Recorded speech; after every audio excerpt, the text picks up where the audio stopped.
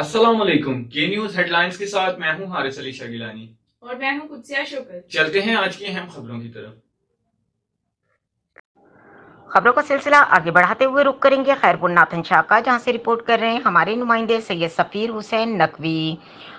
मुसाफिर coach उलट गई। Khairpur Nathan Shah में तेज रफ्तार मुसाफिर कोच उलट गई, दर्जनों मुसाफिर जख्मी। Khairpur Nathan Shah Indus highway पर कराची से लाड़काना जाने वाली मुसाफिर कोच तेज रफ्तारी के बायस उलट गई।